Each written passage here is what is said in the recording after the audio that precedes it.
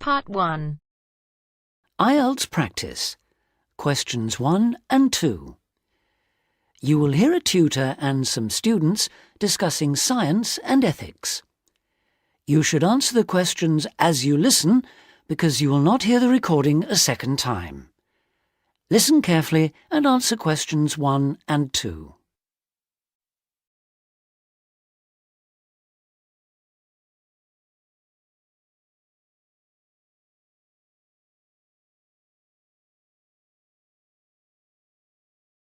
And answer questions 1 and 2. In the 19th century, scientific discoveries took a long time to produce any actual applications, and scientists might have had a case for giving little thought to the social or environmental impact of their work. That all changed in the 20th century, with the huge advances first in physics and then in biology. Science started to play a much more important role in our lives, and the relationship between scientists and society became much closer. Many scientists became increasingly concerned about the ethics of what they were doing, as they quickly saw the consequences. The benefits, such as vastly improved crop yields and the eradication of diseases like bubonic plague, but also terrible damage in the form of pollution and chemical weapons. Yes, but some scientists still claim even today that their only duty is to make public the findings of their research. They need to do that, of course, but I think the key points are that they ought to stop making any distinction between pure science and applied science, because in practical terms it no longer exists.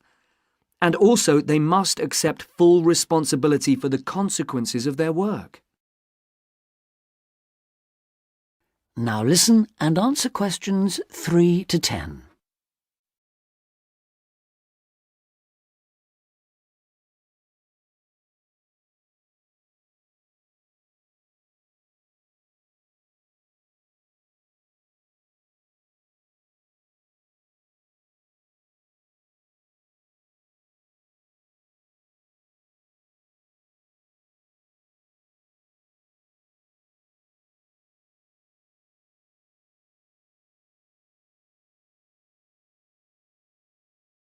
Now listen and answer questions 3 to 10.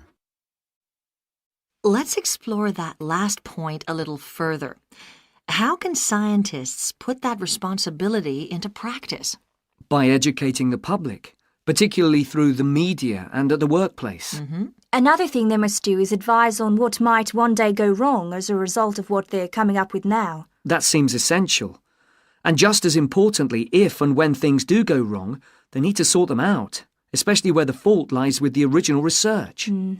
How do you feel about the international role of scientists, given that their work crosses frontiers so readily? I think it gives them, or at least should give them, a global view.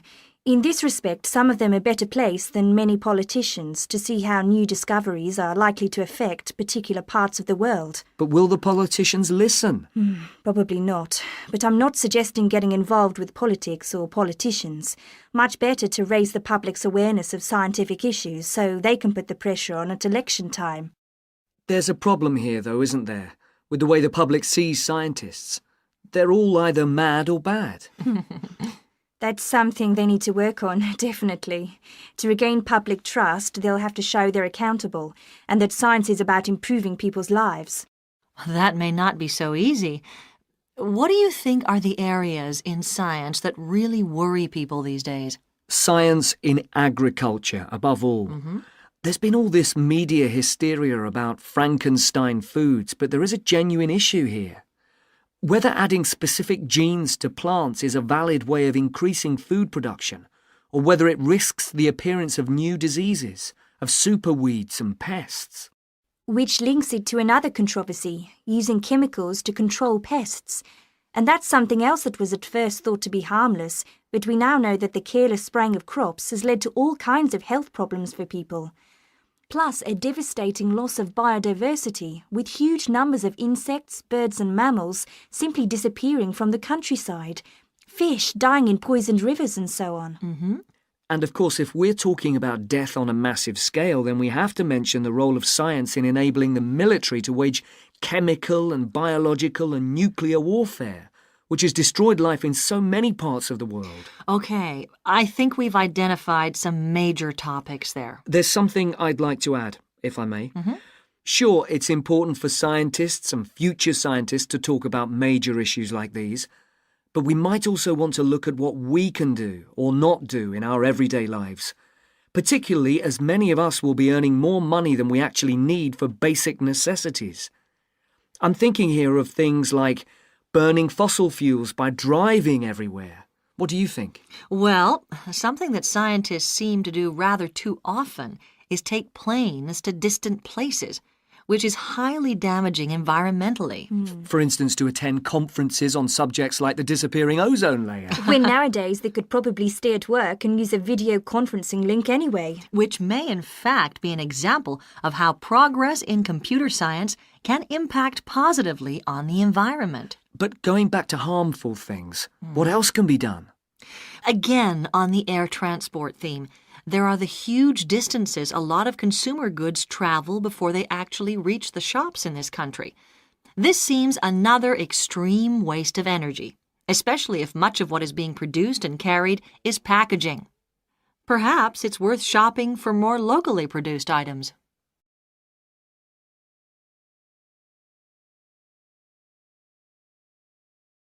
That is the end of part 1. You now have half a minute to check your answers.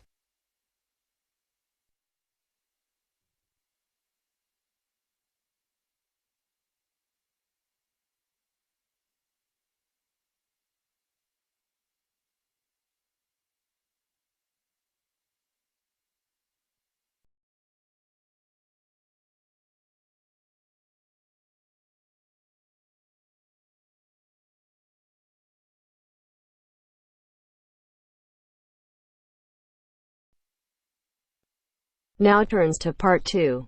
Part 2. You will hear the Overseas Student Officer talking to some new students about the arrangements for an excursion to Ironbridge.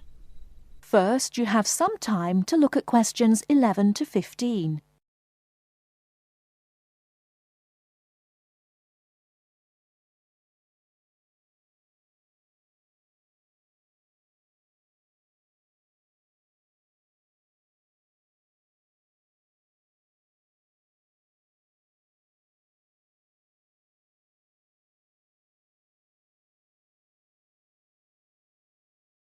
Now, listen carefully and answer questions 11 to 15.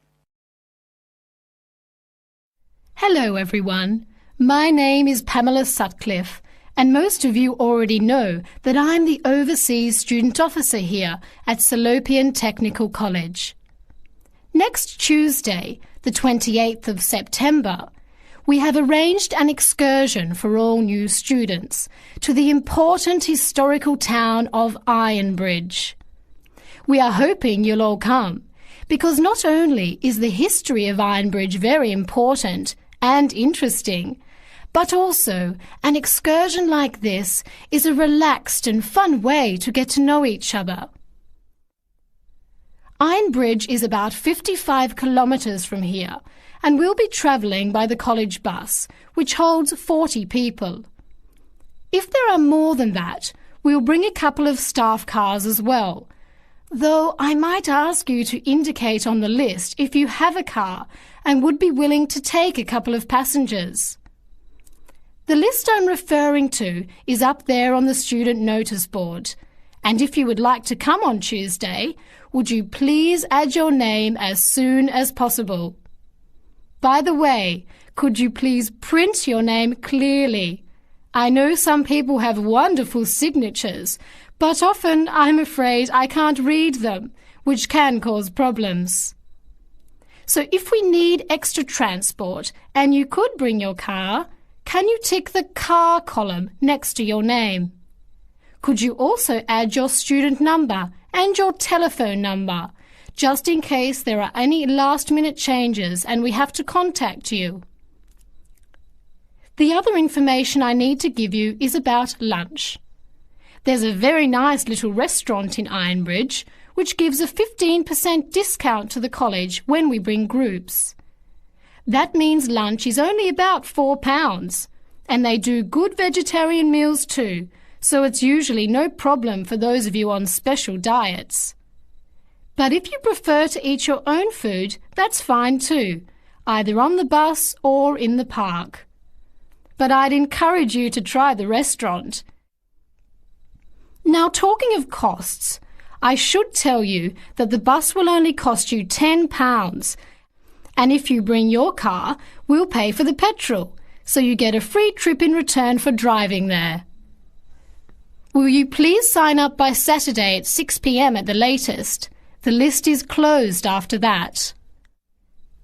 We will depart at 9:30 a.m. sharp on Tuesday morning, so please make sure that you arrive at least 15 minutes before so that you can find a seat and get settled on the bus. Before you hear the rest of the talk, you have some time to look at questions 16 to 20.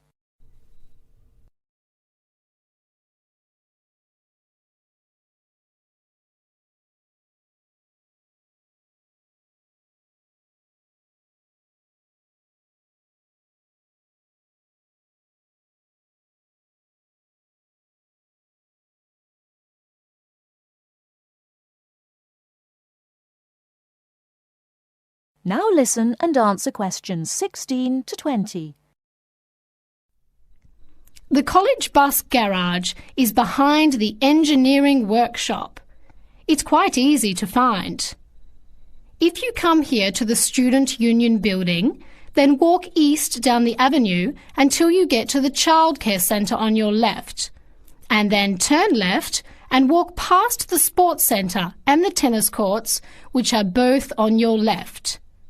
Cross over Central Square, and opposite you is the engineering workshop. Walk around the back and you'll see the bus.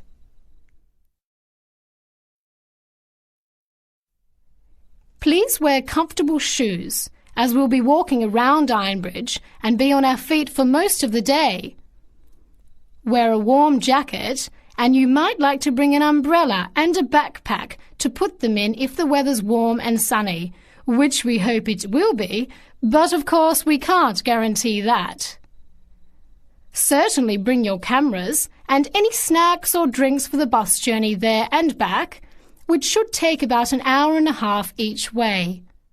You should all check the notice board on Monday, and we'll also put a note in your mailbox to confirm arrangements, so don't forget to check it. Now, why are we visiting Ironbridge? Well, Ironbridge, as the name suggests, has got the original iron bridge.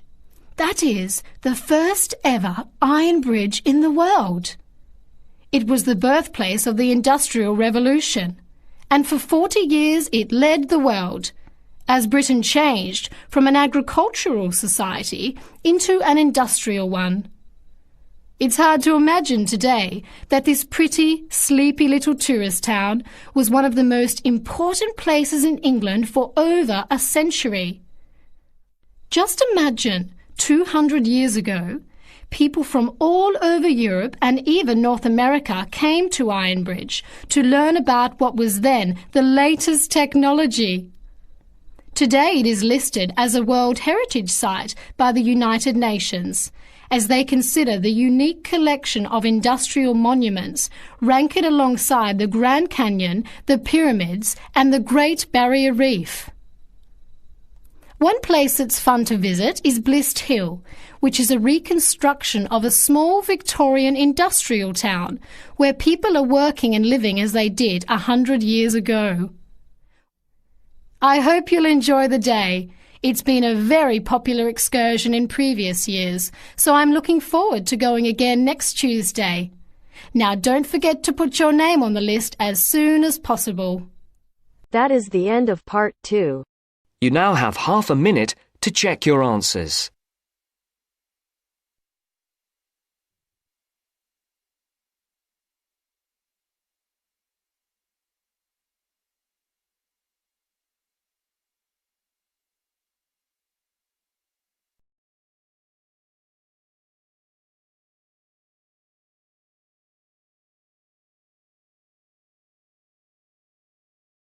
अगर listening के साथ साथ आप speaking की भी practice करना चाहते हैं तो हमारी अपनी एप्लीकेशन है BabyCode IELTS, प्लीज डाउनलोड करो। ऐप स्टोर और प्ले स्टोर दोनों पे अवेलेबल है और लिंक डिस्क्रिप्शन में भी हमने डाल दिया है। यहाँ पे आप AI टीचर को जितने चाहें उतनी बार स्पीकिंग टेस्ट दे सकते हो, जब चाहें तब, कोई रिस्ट्रिक्शन नहीं है। और अगर आप चाहते हो कि टीचर आपको आपके बैंड स्कोर बताए, आपकी मिस्टेक बताए और कैसे आप 5 बैंड से 7 बैंड इंप्रूव कर सकते हो, तो प्लीज यूज करो मेरा promo code IELTS50। Do not forget my promo code is IELTS50।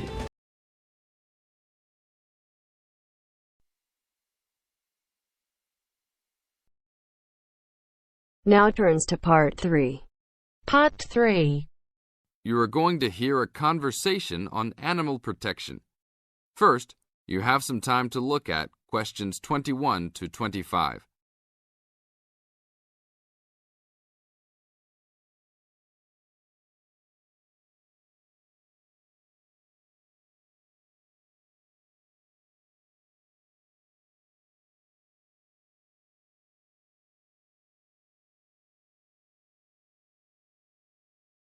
Now listen to the tape and answer the questions. Thanks for joining us today, Mike. How did Baja California become a consideration for a condor release? Our recovery plan for California condors requires us to re-establish the birds in as much as their former range as possible. Baja, being the southernmost recent range for the California condor, works well in that they were only recently lost from the area, mid-1930s, and considerable habitat still remains. It is very isolated with very few people in the area. The mountains are spectacular, ranging up to 10,000 feet, or 3,000 meters.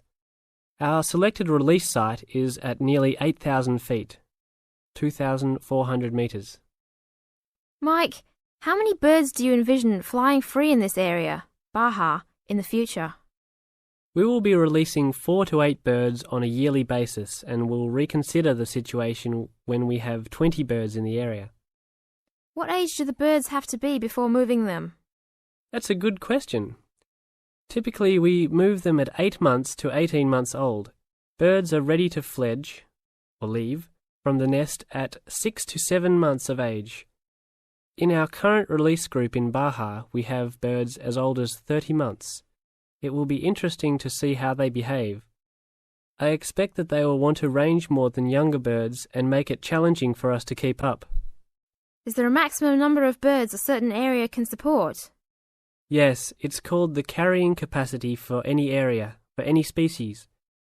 In our case, our strategy to find that number is to saturate the environment to a level where we determine that the birds are showing difficulty either in finding food, behaviourally, or in survivorship.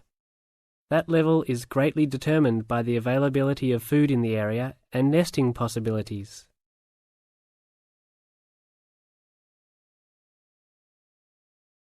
Now look at questions 26 to 30.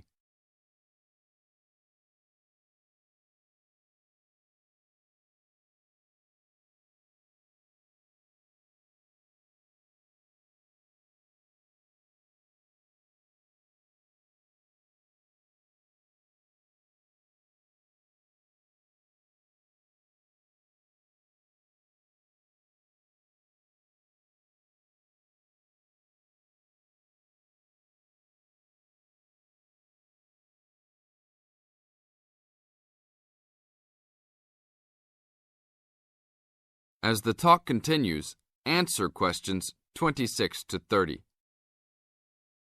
What do you hope to accomplish with this release in the long run? I expect that well within 10 years the condors will be flying north and joining birds already released in Southern California. Hopefully we will reach at least 150 birds in each of these populations within about 15 years. What would you say is the biggest contribution to the California Condor program's success? That would have to be the fact that we were able to breed the birds in captivity from the 27 birds we started with in 1987 to the 205 birds we have today. This is thanks to cooperation between the San Diego Wild Animal Park, the Los Angeles Zoo, and the World Center for Birds of Prey in Boise, Idaho. Are there any problems keeping track of and protecting your released animals outside of the US? Nope. We are using radio transmitters and will be using the new satellite and GPS transmitters as well. Which system is better? Using satellites. The advantages over radio telemetry are numerous. It makes it possible to keep up with the bird's flight without being led miles in a matter of minutes. It took the young condor only a week to migrate across the state, and with just radio telemetry, poor weather can keep a plane grounded, and not all roads are accessible to track them on ground. New technology will allow one to be able to track birds that are not accessible by plane. Also, it is a new way to gauge the effectiveness of reintroduction. How so? If a condor transmitter works properly, researchers will get a location every 10 days for about 2 years. Do you see an end in sight for the need to breed condors in captivity? Yes, that would be great. But it will take a while for us to establish the two wild populations and make sure that they are sustainable. Part of our recovery is to maintain a captive flock of 150 birds in various zoos around the country as a safety net for the future.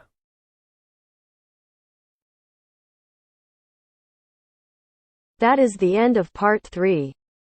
You now have half a minute to check your answers.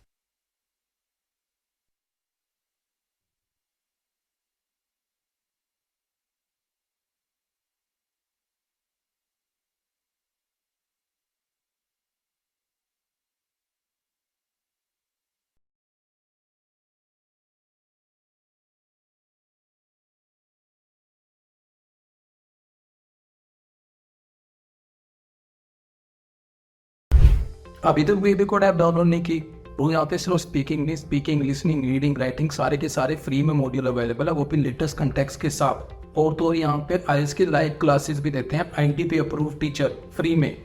तो please download करो, try करो और अपने दोस्तों के साथ share करो ताकि ज्यादा से ज्यादा बच्चों तक ये बात पहुंच सके।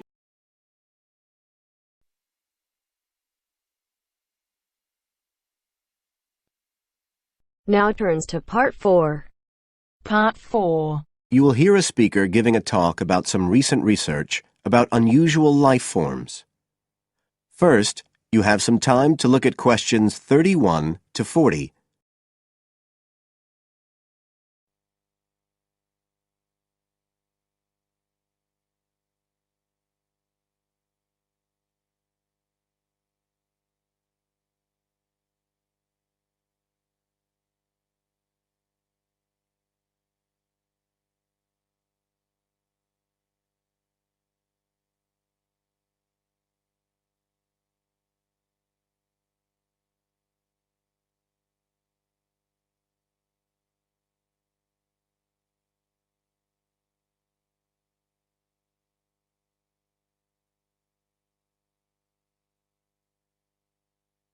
Now listen carefully and answer questions 31 to 40.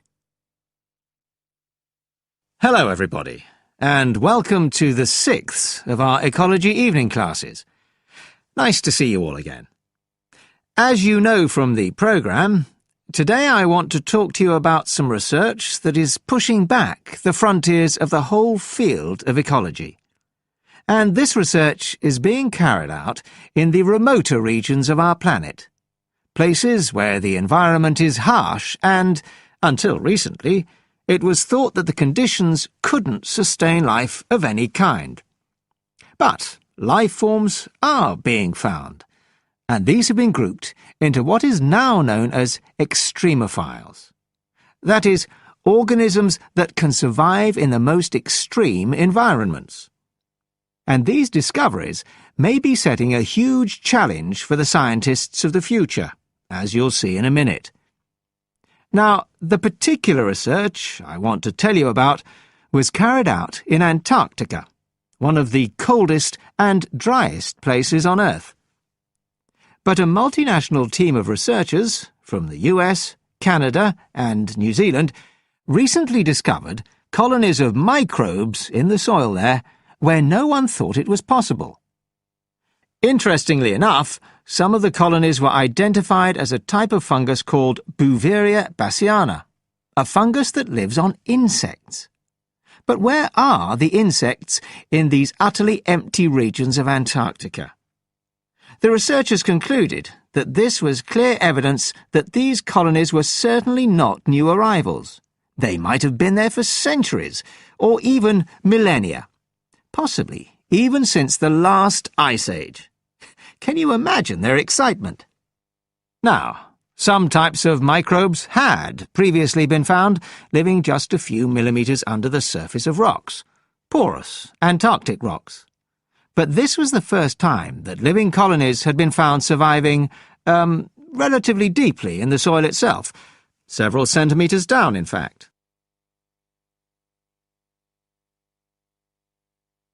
So, the big question is, how can these colonies survive there?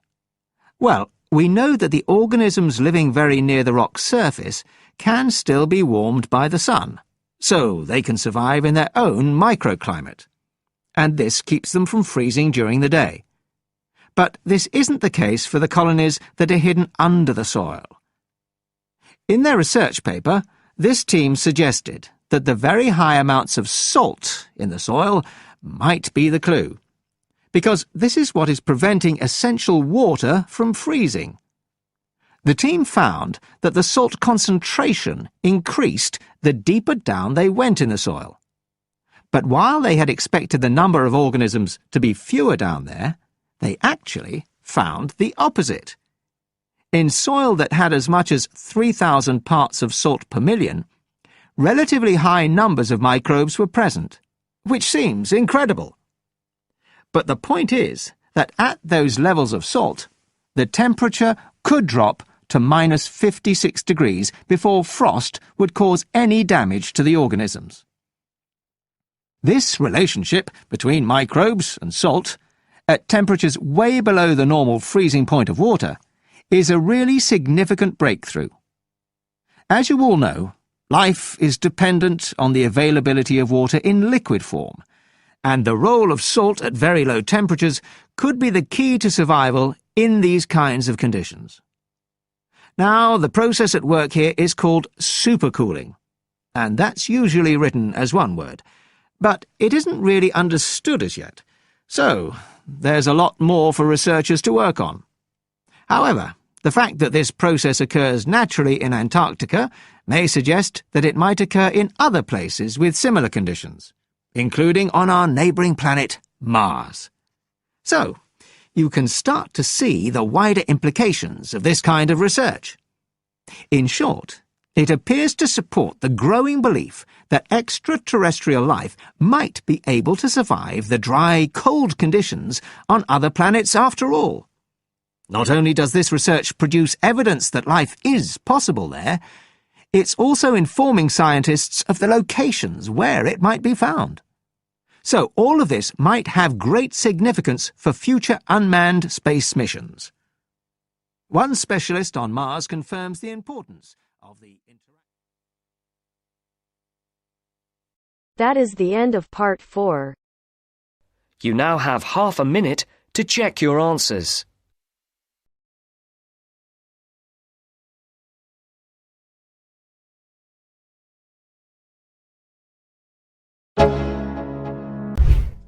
अभी तक बेबी कोड डाउनलोड नहीं की? यहाँ पे लाखों बच्चे फ्री में आइल्स क्लियर कर रहे हैं with the help of BabyCode IELTS. तो link in the description. Try करो. Do not forget my promo code IELTS50. Okay.